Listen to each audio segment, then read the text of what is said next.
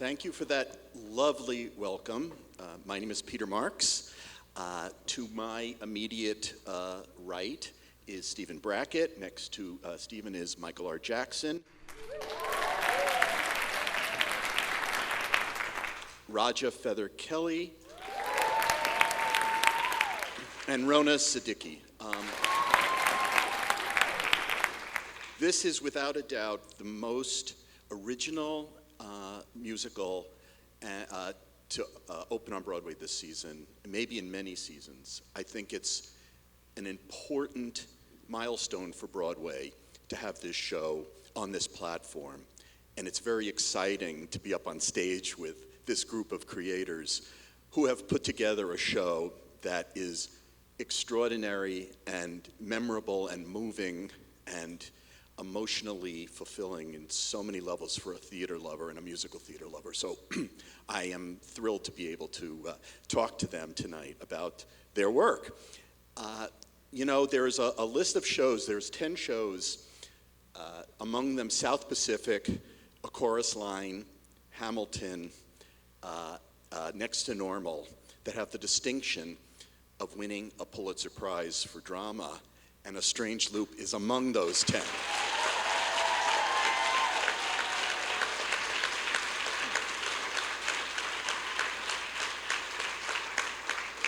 And that's a wonderful validation for Michael, but more importantly, what he puts on the stage, and I've seen it twice with Stephen and Rona and Raj's help, is a remarkable piece of theater that tells a very personal story.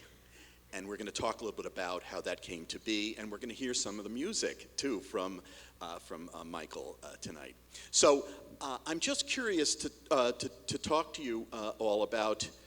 And by the way, I have to say that I've been to about 70 shows since COVID allowed us, started to recede and allowed us to be back in theaters, and it's the first time I've been in one without a mask on. So I'm thrilled to actually have that opportunity. I'm so glad you're all following the guidelines and aren't minding. In fact, I actually don't think I can see a show anymore without a mask on, so it's just become that sort of regular for me. So.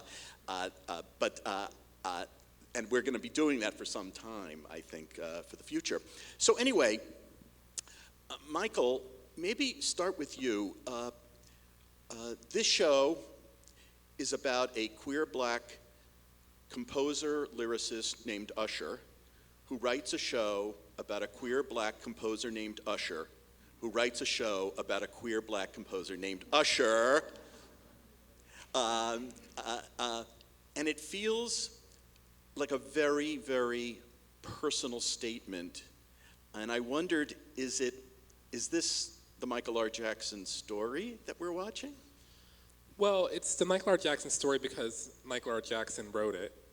But it's not, but like I'm constantly at like a broken record. I always tell people, and they get annoyed with me probably because they think I'm being elusive when I say that while I drew from personal experience to write it, it's not autobiographical. It's maybe emotionally autobiographical, which is to say I have felt everything that Usher has felt, but it's not a one-to-one ratio necessarily of events in the musical into my life. And for me, like that's important because it is a piece of fiction. There's a mix of fact and fiction, which I think makes it something bigger than just like a story about me, Michael R. Jackson. You create the story of Usher. He is the only character in the show at the beginning, anyway, who is the actual presentation of a human being. The other 6 actors are Usher's thoughts. Mm-hmm. How did that evolve as the concept? I mean, that was like a very long evolutionary process because in the beginning, they were just sort of like these kind of patrons at the theater that he was working who could take on other identities, and they weren't organized in any, distinctive way. And I kept on changing like their names, like what they would be called, because I knew they were like a something. And it took like me many years of working on the piece before I was like, oh, they're the thoughts in his head, and that's how the ideas and the scenes and the songs, like they move at the speed of thought. Like that's why they can transform so quickly and completely. And many of you seen the production that was at Playwrights?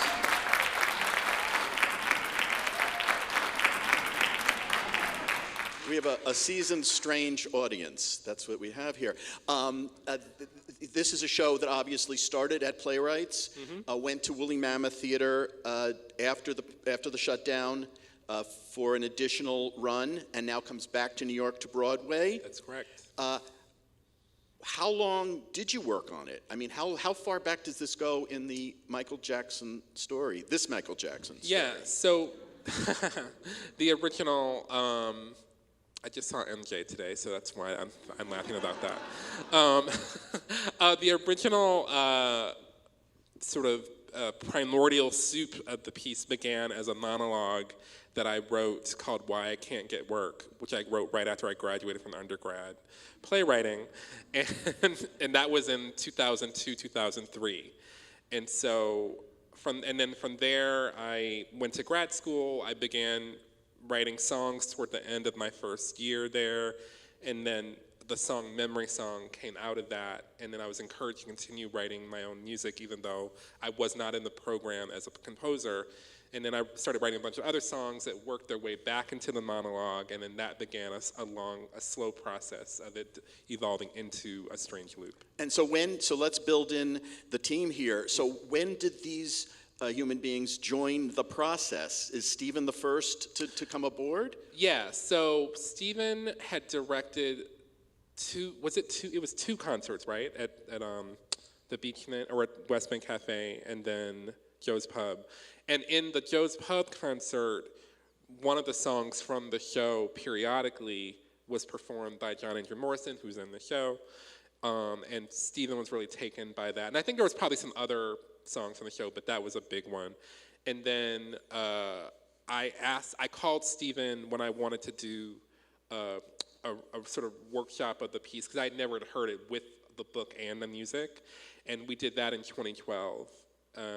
And then Rona and Raja were right around the same time, because we were doing the production and we were looking for a music director and choreographer.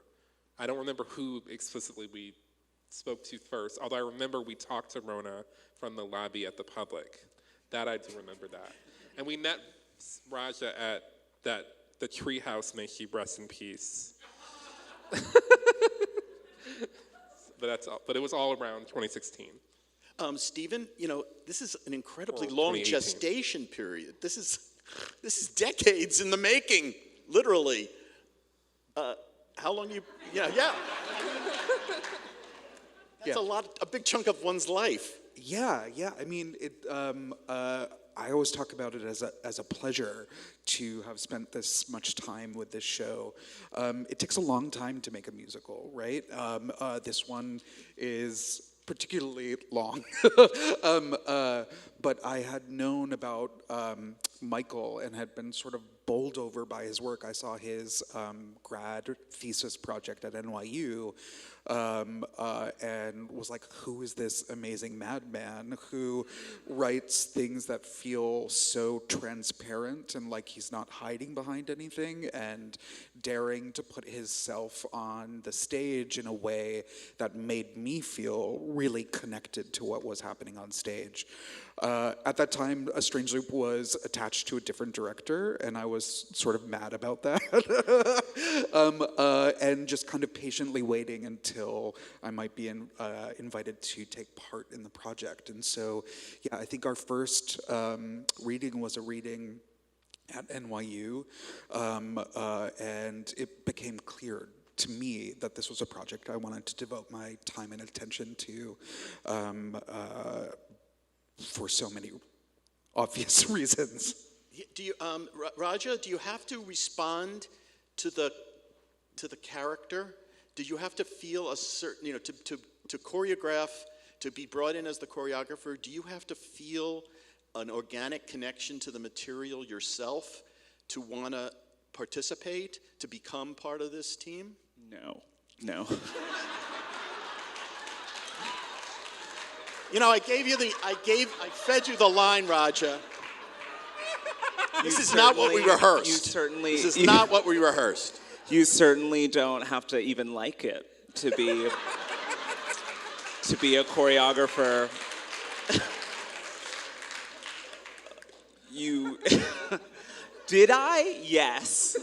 Oh, whew. I had a profound connection to the material, and certainly felt like a kinship to Michael's work and what he does.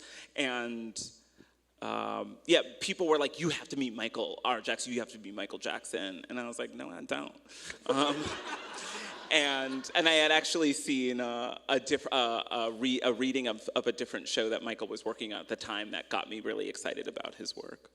Rona, same thing. Rona, did you know Michael before this? Before you, and you also obviously you and Raja had worked together, or were sort of now work together on other things. Okay. Yeah.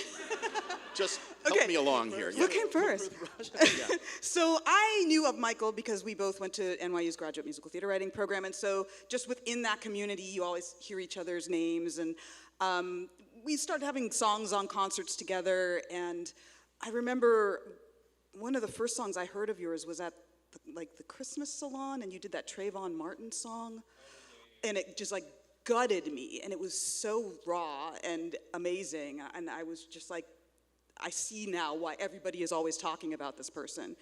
And then Michael asked me a couple times to do some workshops, and I was never available, and it wasn't until... Rona's expensive. And worth every penny. And I didn't have the dough, but he was worth it. I was finally able to do the 2018 workshop. Yeah. And that's when I met Raja. We did that, I think we did the first workshop together in 2018. Yes, and that's when I fell in love with Raja and asked Raja to be the director of my show.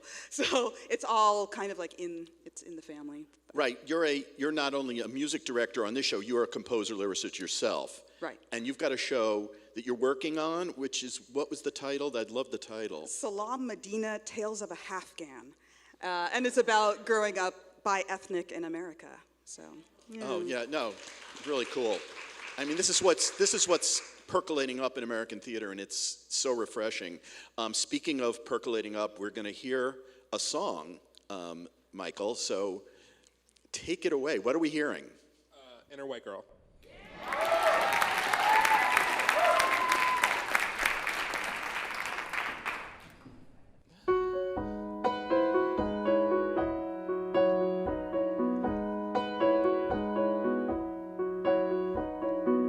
On days his blackness feels like another hurdle that won't get out of his way.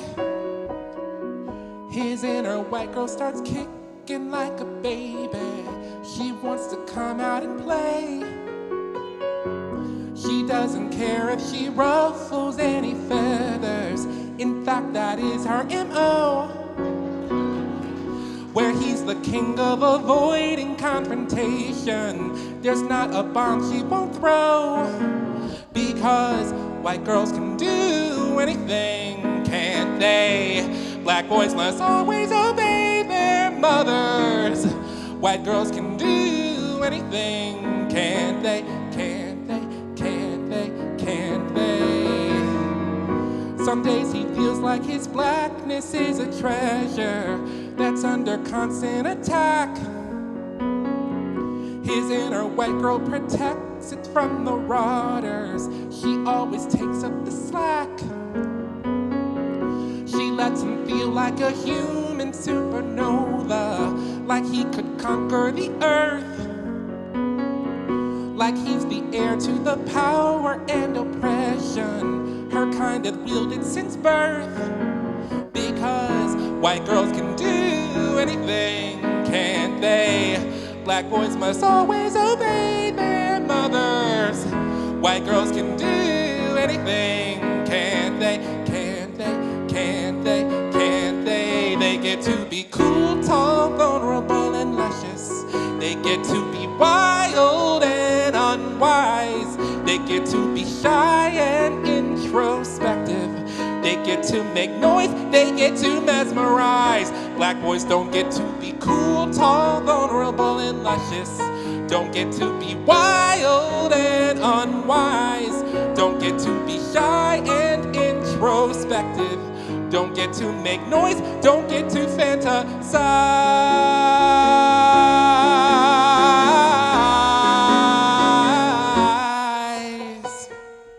His blackness doesn't look blue in any moonlight, which makes him harder to see.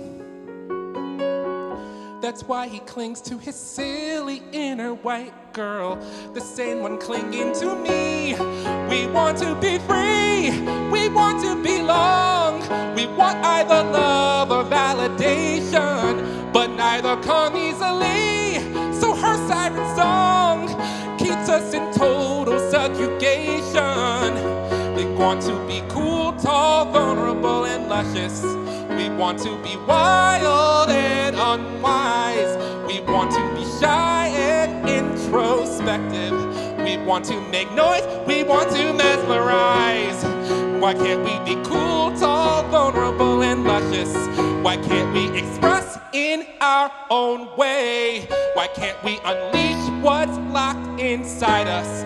Who made up these rules that black boys have to obey?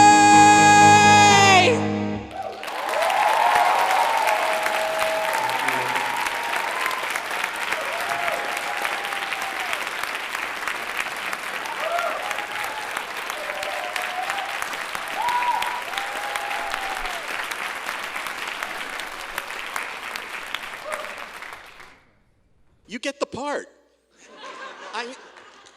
I mean, Hello? Yeah. that was wonderful. That was great. Thank you. That was great. Is there a part of you that wants to be Usher on that stage every night? Never, ever. Well, wait, I take that back. Never, but yes, at like an actor's benefit, like those benefits. like one night only, like kind of thing. That's when I would want to do it. I have to say, my favorite thing is when we're doing band rehearsal and we're not with the actors yet, and Michael will just sit there and just sing the entire show straight through, and it's like, it's the biggest treat ever. Yeah, no, it's fun to get to do with the band. Was there ever thought, Stephen, to casting Michael? I mean, was there ever like an attempt to convince him to do it? No. No? I was vehemently opposed. Like, I had decided long before Stephen came on. I was like, no, not happening.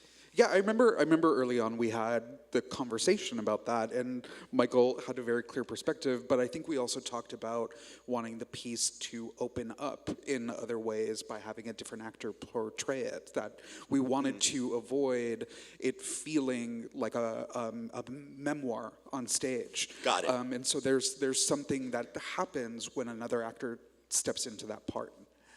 You've cast for Broadway. Larry Owens played it at Playwrights Horizons. You've cast for Broadway a young man, Jaquel Spivey.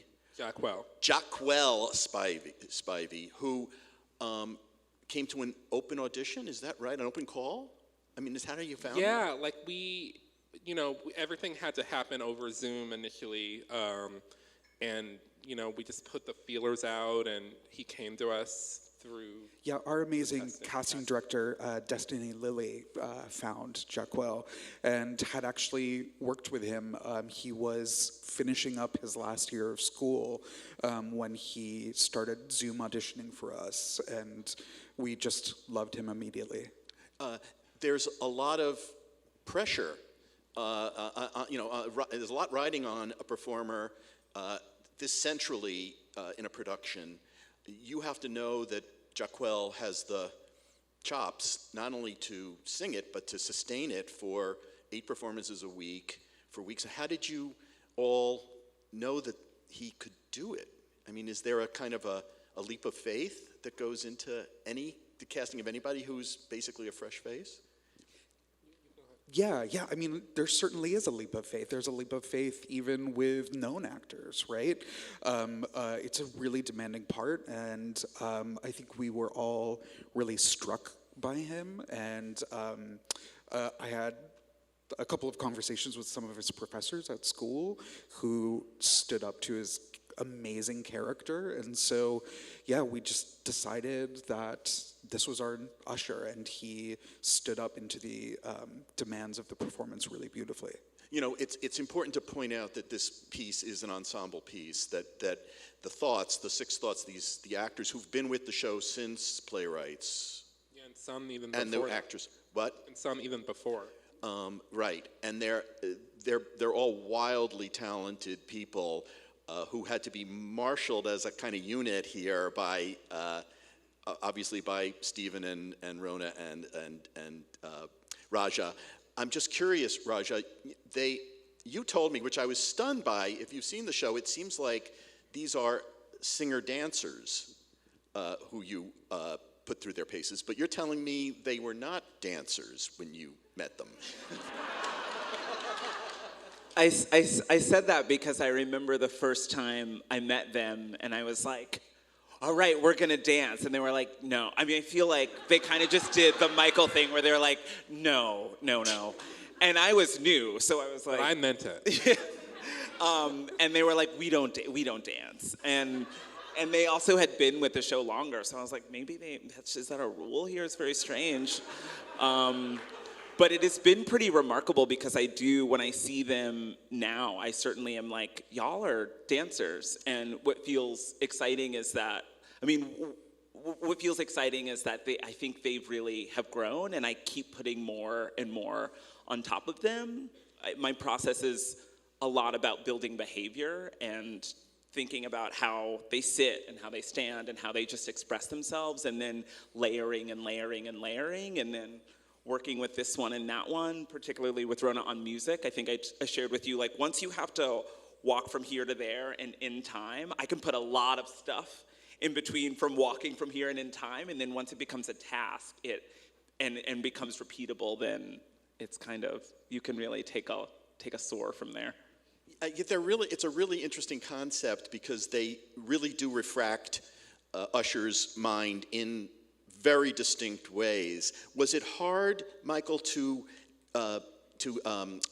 calibrate their participation in the show to figure out who was going to be what affect, who was going to be what portion of Usher's personality? And do you see them as six distinct fragments of Usher? Or is it more, do they meld more? Do they sort of blend in and become each other in a sense?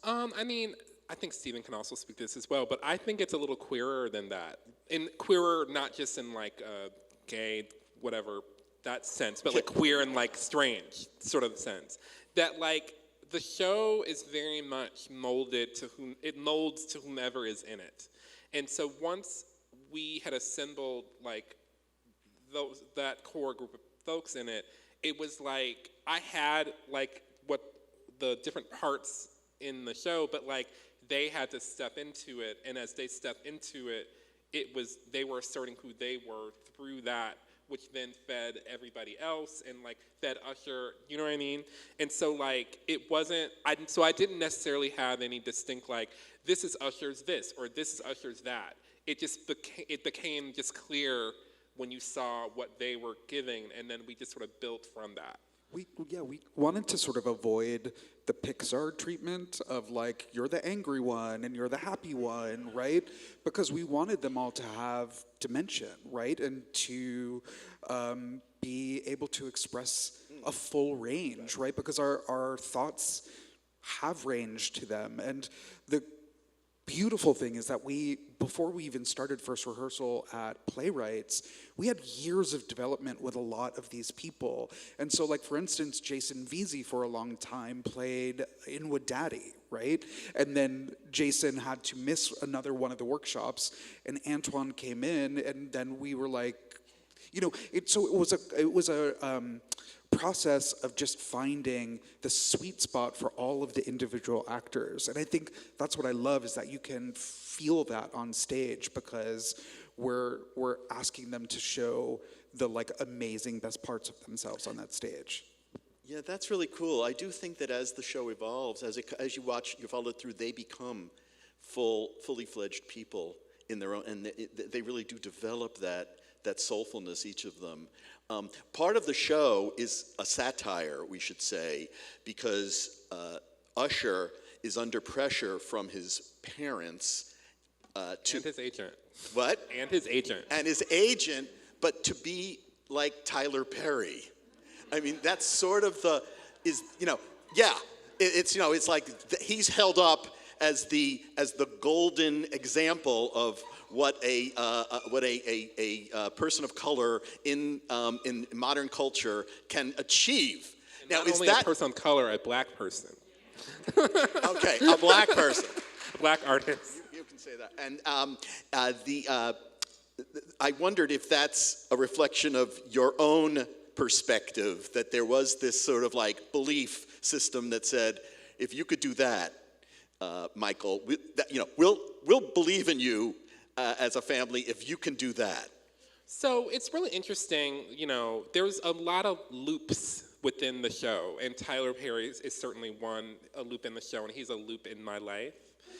Because I didn't know who he was when I first got to New York in 1999, and then my best friend Kisha, who's from the South, and she was like, Michael, have you heard about this guy, Tyler Perry? And because we both were playwriting students, and we like looked up some of what he did and Medea and all that stuff. We were like, this is weird.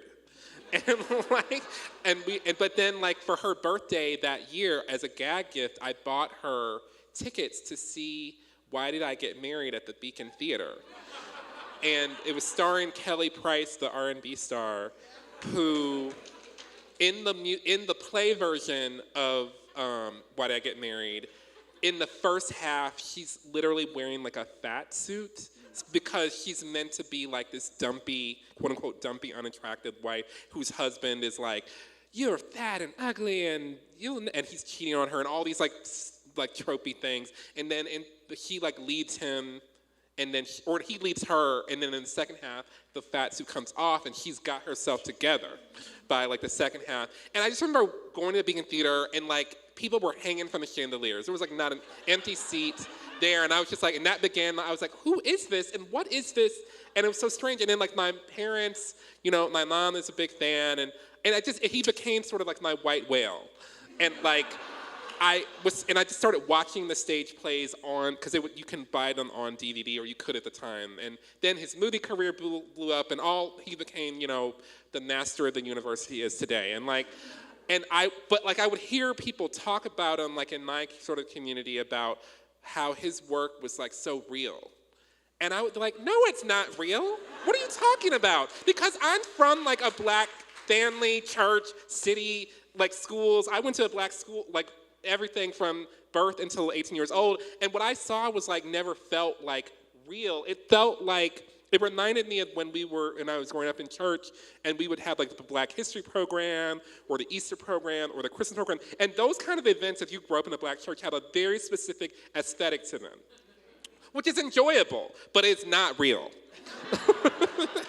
And so I think that was like the loop in Tyler is like such a long, big one. I won't go on forever about it, but like it was something that like I felt like as I was coming up as like, a bougie playwright who studied NYU, I like had to deal with it.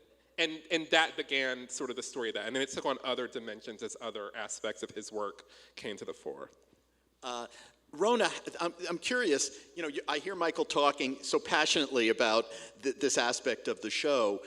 As a music director, how much do you have to distill Michael's sensibility when he's the composer, lyricist, and book writer? How much do you have to absorb of how he perceives these characters and this show? And where is the room for you to express musically what you want to say, or are you just in service of what Michael is trying to do? I'm in service. So my job is to listen to him talk about all of his influences, download all of his influences. Charlie Rosen and I we went to see a Tyler Perry gospel play at Radio City Music Hall, back in 2018. So to just like, what is this world? Because I wasn't a part of that.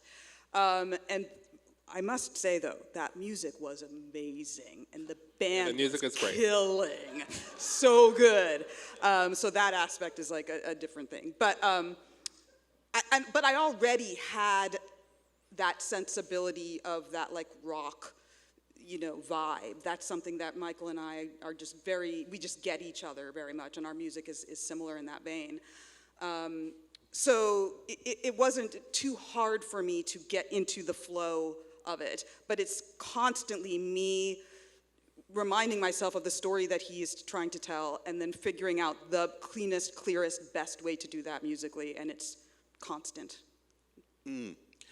Stephen, I'm not sure how to ask this question, but I think you're white. And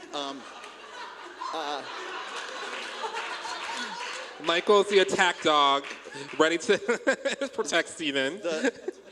I hope that's not a revelation to you. I meant to tell you. But, okay, attention everyone. Thank you. Stephen, I'm just curious, is there we're so sensitive now to authenticity. Why is Raja spinning in his chair?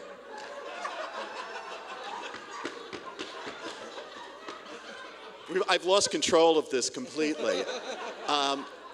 But I'm just curious, Raja, what... If you're my baby, doesn't matter if you're black or white.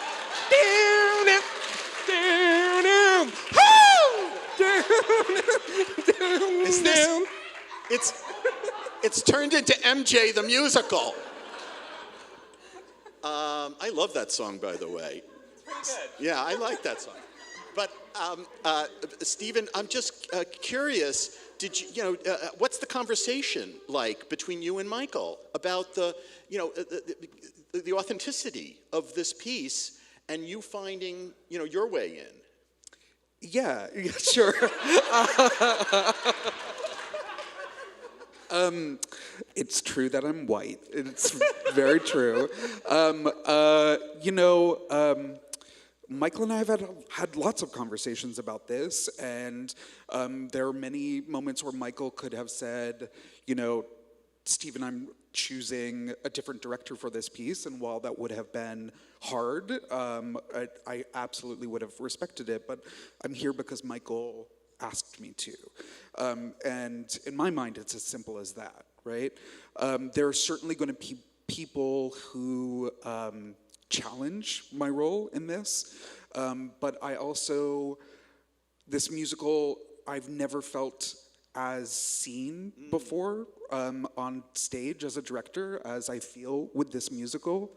I understand the loneliness in this piece.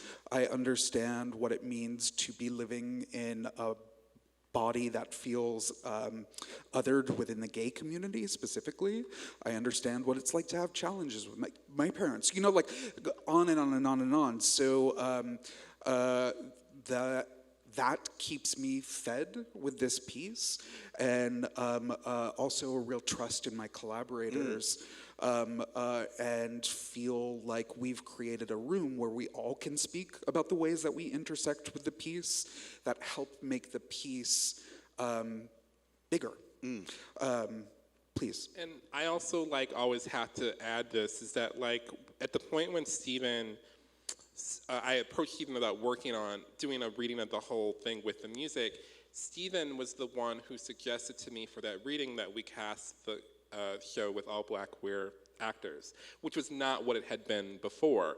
And it was that was one of the signals to me that he was the right collaborator for the piece, and it allowed us to be able to exchange ideas in a clear, artistic, respectful way, and I always am very protective of him, because I feel like part of what even my struggle is as a black artist coming up is that people often like to put you in a box or question your artistic or professional choices, and that's the very thing that I and Usher is constantly fighting to get out of. And so for me, anybody questioning Stephen's whiteness is caught up in a very conservative and rigid way of thinking that is not, for me personally, in the spirit of what the show is. And the proof is in the work. The proof is in the work. I think that part of the joy of this piece is that it speaks to just being a person in the predicament that Usher has. I mean, it becomes very raw in this show. You know, there are moments that are heartbreaking, particularly when we see Usher and the use of his body and how he perceives his own body and how others perceive it. Was that, Raja, part of your responsibility to work with Jaquel on understanding what, you know, it is so deeply, it so profoundly reveals parts of a person that one may have a lot of struggle with on a stage, talking about or dealing with every night before, 1,000 people? Yes and no. I'll say yes in that I think my job as the choreographer, once I started, is just to empower everyone's body on that stage, and to help them to feel like they can express and go through a full journey. Now we've been working with an intimacy director for what I believe you're talking about, scenes where I think it's very vulnerable, and scenes where Jaquel is expressing and wanting to be loved and doesn't get that. I don't want to do any spoilers, but you all know what goes down, and if you don't get a ticket, they're hot. What I will say is that I think it's the entire room, particularly that has to sort of give their pieces and their information to Jaquel in order to empower him and the rest of the cast, not just him, to get through those scenes. But Chelsea Pace is our intimacy director and joined us at Woolly Mammoth and is with us now. Yeah, I mean, we should explain, maybe the audience doesn't know what an intimacy director is, because it really is a fairly new innovation in theater.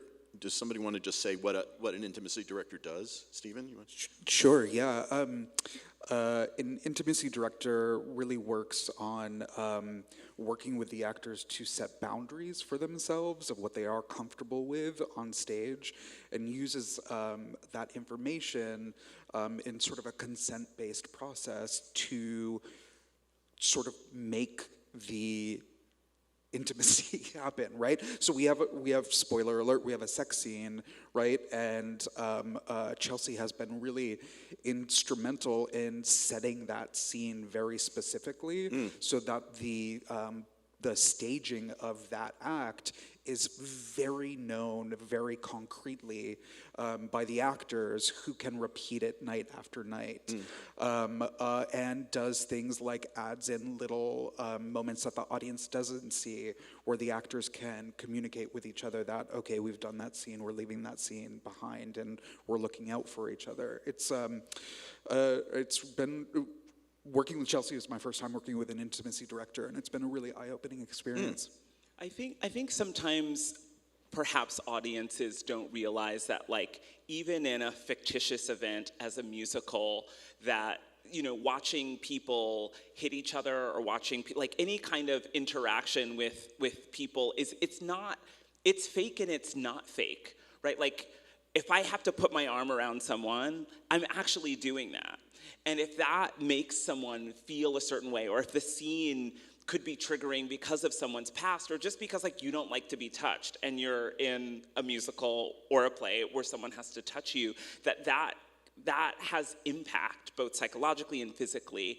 And so having intimacy directors, I think, one, give us tools in order to develop a language that we can use continually, but also navigates that relationship that, as Stephen's saying, that has to be repeated over and over, and allows, because it's also one thing to be able to do it, but then to have people watch you do that is a whole other thing that I think sometimes we take for granted.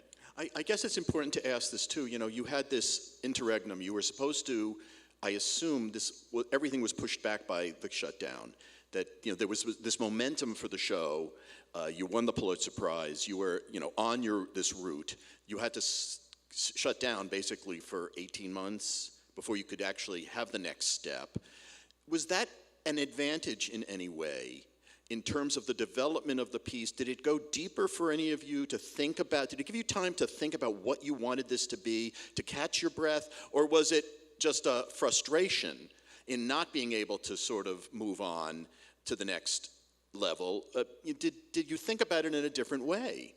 I mean, it was all of those things. I was frustrated, but it was also an opportunity to think more deeply about it. And for me, that was, what the pandemic, did for me in terms of, making art, is that it made me realize that it has to count, that it has to matter, that like audiences are theoretically putting their lives on the line to come out to the theater, and so if they're gonna do that, whatever is happening on stage has to matter. And so that means that as an artist, I have to really think deeply about every moment on the stage, and that then has to reverberate out to all the collaborators, the actors, everybody. It actually is very much a communal event. That's it means something. We talked about the intimacy aspect, the director, that is a fairly recent development in theater. But were there other things that changed? Did COVID change the piece at all? Or how you thought about it? Did you rewrite anything, Michael? Was it the same piece in 2019 that it is now in 2022? Kind of in the spirit of the piece, it was and it wasn't. Like it was a strange loop. It was that like the piece changed as a result of COVID in some ways, and like we kept working. Like I kept working. Like some people would say to me, "You won the Pulitzer, so why can't you just stop?" And I'm like, absolutely not, because there were things that we didn't get to finish at Playwrights Horizons, and we wanted to keep going, and also just because this show was already like, at this point, it's already been nearly 20 years in the making, and I put everything on the line to do it. And so I want to make sure that it's giving everything that it's got, like everything. Like that's the shows that I loved growing up as a kid who loved musicals that inspired me were shows that I felt like they're giving me everything. Like they're not stopping. They don't just go, well, this is good enough, and so whatever. Like they want the audience and everybody who's involved in it to have high stakes in what they're doing. And so yeah, COVID did change it, and that it didn't change it in the sense of I changed the story, but it was just like think even more about what the story is, so that when you come to share that with people, that it really, really crosses the bow, and that they can get it, and that it's not just like some trifle or some vague thing that has nothing to do with them. That it's like A Strange Loop is about all of us. We all have one. We all have like a perspective, a way of seeing ourselves, a way of seeing other people seeing ourselves. And I just wanted to keep, clearing, the path as clear as I could get it, so that everybody can understand that and take the story in. Usher starts as an usher at the Lion King. That's sort of where he begins his journey. In A Strange Loop 2, Usher wins a Pulitzer Prize. No? I mean, what's the effect on you to have this kind of level of validation by you're now in the annals. You've achieved something that very few people get and really dream of having that. What has that done to you? To be honest, what it's done for me is that it's validated the idea that art takes the amount of time that it takes, and that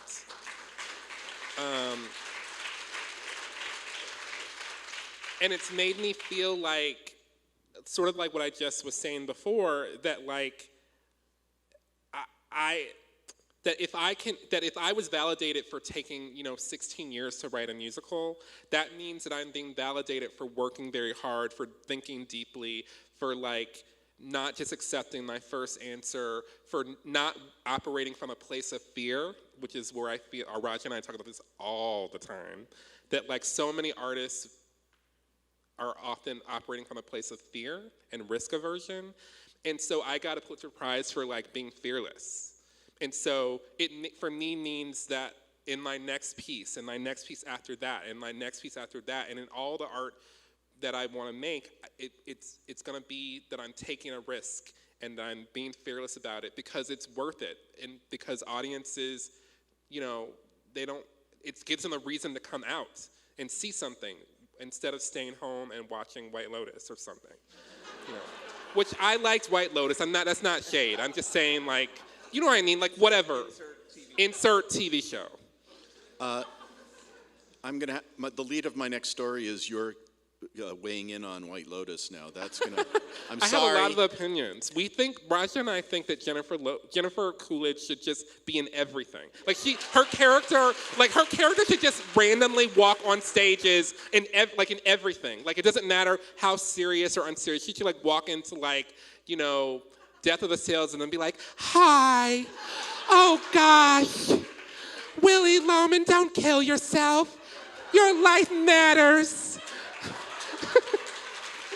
Linda, it's okay. You'll meet somebody new."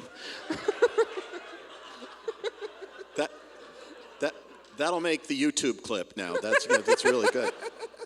I interviewed her years ago. She's really smart and really nice. I know. I'm dying to meet her, and she has to come to the show. So if anybody knows her, please tell her to come to See a Strange Loop. I love her so much. Well, this was a surprise, Michael, but backstage... No, I'm kidding. I'm kidding. Anyway, we have to move on. And Michael's going to perform another number. Do you want to tell us what that one is? It's going to be Memory Song.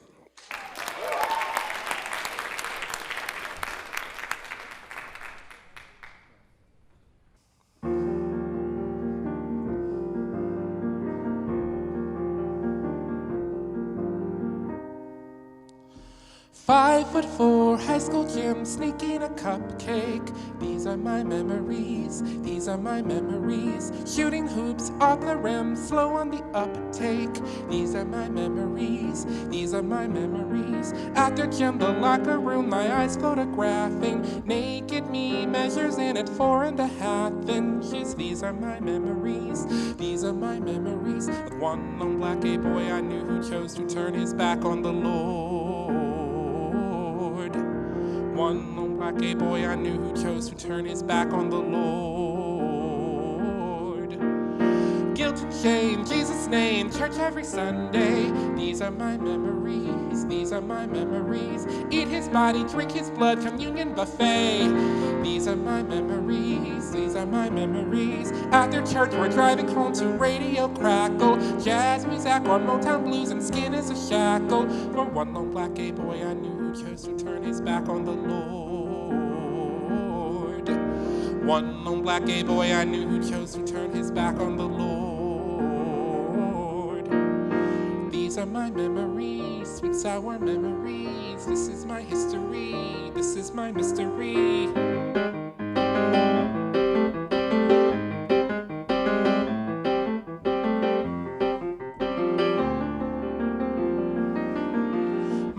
Napping on the couch and Dad cuts the grass while I watch TV all day long, young and the restless. Like one lone black gay boy I knew who chose to turn his back on the Lord.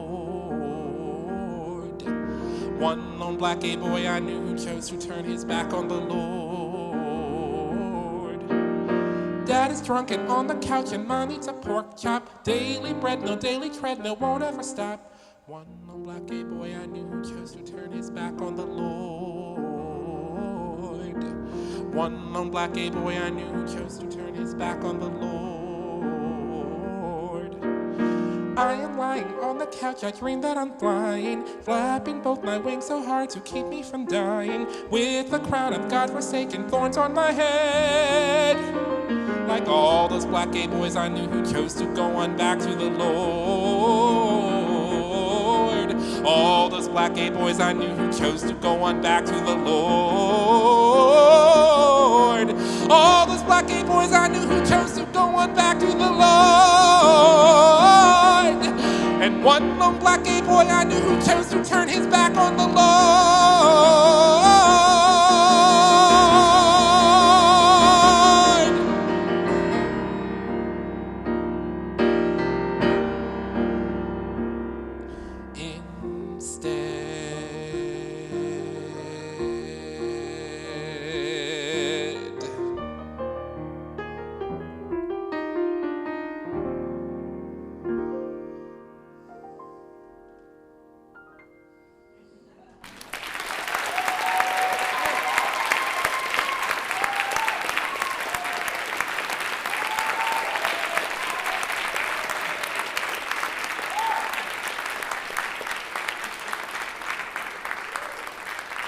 You know, Michael, listening to that beautiful melody, I just think there are going to be younger people coming to see this show, and they're going to think, I want to do that. And that's a great, great thing. I think this is that kind of inspirational show, so thank you for it. I really thank you. Thank you.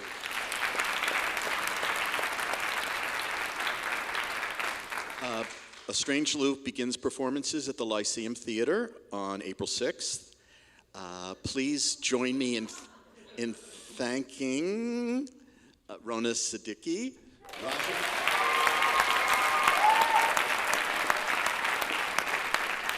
Raja Feather Kelly,